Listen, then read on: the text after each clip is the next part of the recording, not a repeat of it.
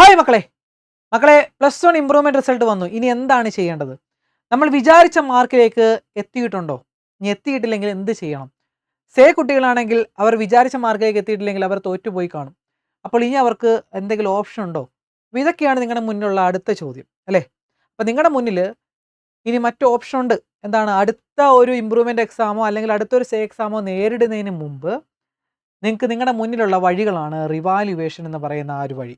Okay, അപ്പോൾ അത് നിങ്ങളെല്ലാവരും ഉപയോഗപ്പെടുത്തണമെന്ന് മാത്രമാണ് എൻ്റെ ഒരു നിർദ്ദേശം. കാരണം നിങ്ങൾക്ക് +1 ഈ ഇംപ്രൂവ്മെൻ്റ് എക്സാമിൽ ചെയ്യാൻ പറ്റുന്ന അവസാനത്തെ കാര്യമാണ് ഈ റിവാലുവേഷൻ എന്ന് പറയുന്ന പരിപാടി. റിവാലുവേഷൻ മാത്രമല്ല, സ്ക്രൂട്ടണി, പിന്നെ ഫോട്ടോ കോപ്പി, ഇങ്ങനെയുള്ള മറ്റ് 2 ഓപ്ഷൻ കൂടിയുണ്ട്. എന്തൊക്കെയാണെന്ന് നമുക്ക് നോക്കാം. അതിന് മുമ്പ് മക്കളെ ഈ ഡേറ്റുകളൊക്കെ നിങ്ങൾ ഓർത്തോണം.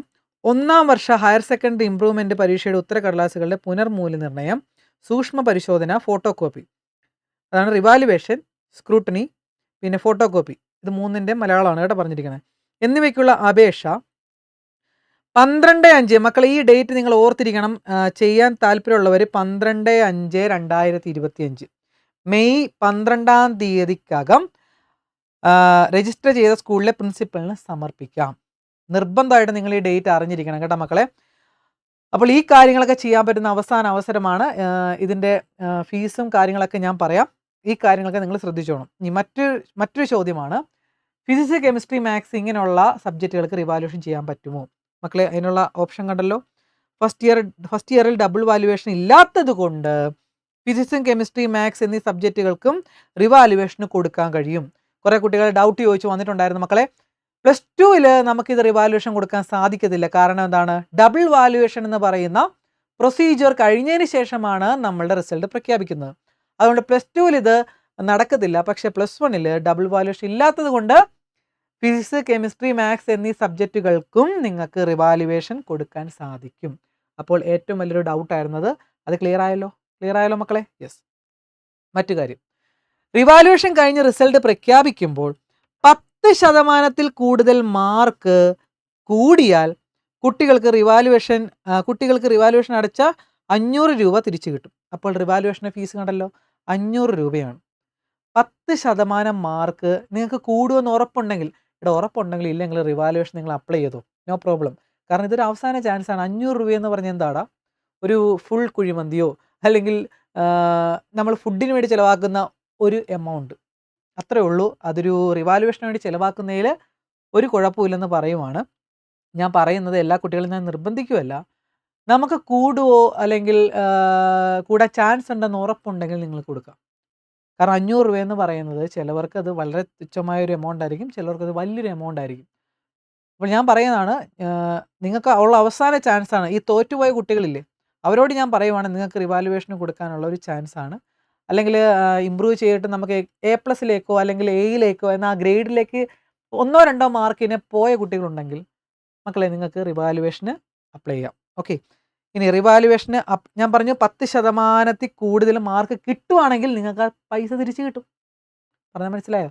അപ്പോൾ വെറുതെ നമ്മൾ കൊടുത്തിട്ട് കൂടിയില്ലെങ്കിൽ നമ്മുടെ പൈസ പോകും. പക്ഷേ കൂടുവാണെങ്കിൽ 10% മാർക്ക് കൂടുവാണെങ്കിൽ നമ്മൾ കൊടുത്ത ആ എമൗണ്ട് നമുക്ക് തിരിച്ച് കിട്ടും. അത് വലിയൊരു കാര്യമല്ലേ അല്ലേ?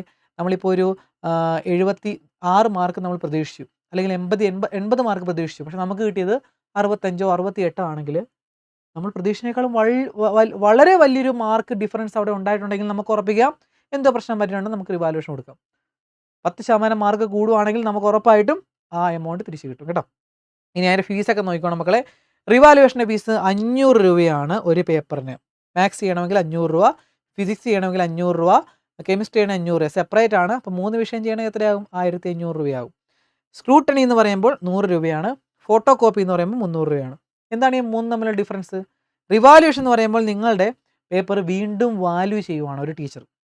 വീണ്ടും വാല്യൂ ചെയ്ത് മാർക്ക് ആഡ് ചെയ്യുന്ന പരിപാടിയാണ് റിവാലുവേഷൻ. കുറച്ച് വലിയൊരു പ്രൊസീജിയറാണല്ലേ. ഒരു പേപ്പർ നോക്കുന്ന അതേ പ്രൊസീജിയർ തന്നെയാണ്. മാർക്ക് നമ്മൾ കറക്റ്റായിട്ട് നിങ്ങൾ എഴുതിയതിന് വീണ്ടും മാർക്ക് ആഡ് ചെയ്തിട്ട് ഒരു മാർക്ക് ഇടും. നേരത്തെ കിട്ടിയ മാർക്കിനേക്കാൾ കൂടുതലാണോ എന്നൊക്കെ നോക്കി ഇടുന്ന ഒരു പ്രൊസീജിയറാണ് റിവാലുവേഷൻ. സ്ക്രൂട്ടണി എന്ന് പറഞ്ഞാൽ എന്താണ്? പേപ്പർ വീണ്ടും വാല്യൂ ചെയ്യത്തില്ല, നിങ്ങൾക്ക് ഇട്ട മാർക്ക് ഒന്നും കൂടെ ആഡ് ചെയ്യും. ഇനി എവിടെയെങ്കിലും മാർക്ക് ഇടാനുണ്ടോ എന്ന് നോക്കും. അപ്പം ഇങ്ങനെയുള്ള പ്രൊസീജിയർ അത് വളരെ പെട്ടെന്ന് ചെയ്യാൻ പറ്റിയൊരു പ്രൊസീജിയറാണ്. അതുകൊണ്ടാണ് അതിന് എമൗണ്ടും കുറവ്. മറ്റേത് വീണ്ടും ഒരു പ്രാവശ്യം വാല്യൂ ചെയ്ത പേപ്പർ വീണ്ടും വാല്യൂ ചെയ്യുക എന്നുള്ളൊരു പ്രവൃത്തിയാണ്. സോ അതിന് കുറച്ച് ടൈമും ഉണ്ട്. അതുകൊണ്ടാണ് അത്രയും രൂപ അവിടെ കൊടുത്തിരിക്കുന്നത്. പിന്നെ തിരിച്ചു തരുന്ന കാരണം എന്താണ്?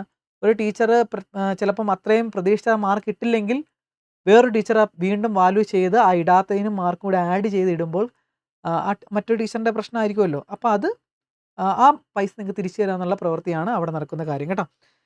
പിന്നെ സ്ക്രൂട്ടനി എന്ന് പറഞ്ഞപ്പോൾ കാര്യം മനസ്സിലായല്ലോ. മാർക്ക് ജസ്റ്റ് ആഡ് ചെയ്യത്തേ ഉള്ളൂ. പേപ്പർ മൊത്തം നിങ്ങൾ ടീച്ചർ വാല്യൂ ചെയ്യത്തില്ല. മാർക്ക് ആഡ് ചെയ്തതിൽ എന്തെങ്കിലും പ്രശ്നമുണ്ടോ, ഇനി എവിടെയെങ്കിലും മാർക്ക് ഇടാതെ പോയിട്ടുണ്ടോ, അങ്ങനെയുള്ള കാര്യങ്ങളുണ്ടെങ്കിൽ അത് നോക്കാനുള്ള ഒരു പരിപാടിയാണ് സ്ക്രൂട്ടനി. ഫോട്ടോ കോപ്പി എന്ന് പറയുമ്പോൾ നിങ്ങൾക്ക് കിട്ടിയ മാർക്കില്ലടാ, അതിൻ്റെ ആ ഒരു ആൻസർ ഷീറ്റ് കറക്റ്റായിട്ട് നിങ്ങൾക്ക് ഫോട്ടോ കോപ്പി എടുത്ത് നിങ്ങൾക്ക് നൽകും. അതിനകത്ത് വേറെ ഒന്നും ചെയ്യാനില്ല. ഫോട്ടോ കോപ്പി എടുത്ത് നൽകുമ്പോൾ നമുക്ക് അറിയാൻ പറ്റും എത്രയൊക്കെ മാർക്കുണ്ട്, എത്രയൊക്കെ മാർക്ക് നമുക്ക് എഴുതിയതിന് ഇട്ടിട്ടുണ്ടോ എന്ന് ജസ്റ്റ് ഒന്ന് അറിയാൻ വേണ്ടിയിട്ടുള്ളൊരു കാര്യം മാത്രമാണ് ഫോട്ടോ കോപ്പി. അത് വേറെ പ്രൊസീജിയറൊന്നുമില്ല. ഫോട്ടോ കോപ്പി കിട്ടുക എന്നുള്ള മാത്രമേ ഉള്ളൂ അതിനകത്തെ പരിപാടി. ഓക്കെ അല്ലേ? ഇത്രയും കാര്യങ്ങളാണ് അറിഞ്ഞിരിക്കുക മക്കളെ. അപ്പം ഞാൻ നിങ്ങളോട് പറയുന്നത്, നിങ്ങൾക്ക് മാർക്ക് കൂടുമെന്ന് ഉറപ്പുണ്ടെങ്കിൽ മക്കളെ റിവാലുവേഷൻ മസ്റ്റായിട്ട് കൊടുക്കുക.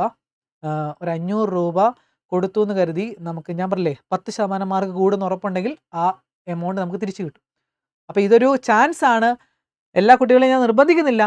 അത് കിട്ടുമെന്ന് ഉറപ്പുള്ള കുട്ടികളുണ്ടെങ്കിൽ കൊടുക്കുക. മാത്സ്, ഫിസിക്സ്, കെമിസ്ട്രി ഇങ്ങനെയുള്ള സബ്ജക്റ്റ് കൊടുക്കാൻ പറ്റുമോ എന്ന് എന്നോട് കുറച്ച് കുട്ടികൾ ചോദിച്ചായിരുന്നു. അവർക്കും ഉള്ള ഉത്തരമാണ് മക്കളെ. ഞാൻ പറഞ്ഞായിരുന്നു വീഡിയോയ്ക്കകത്ത് ഞാൻ ഇതെല്ലാം പറഞ്ഞ് ഉൾപ്പെടുത്തി ചെയ്യാമെന്ന് പറഞ്ഞായിരുന്നു. അപ്പോൾ എല്ലാ ഡൗട്ടുകളും ക്ലിയർ ആയെന്ന് തോന്നുന്നു.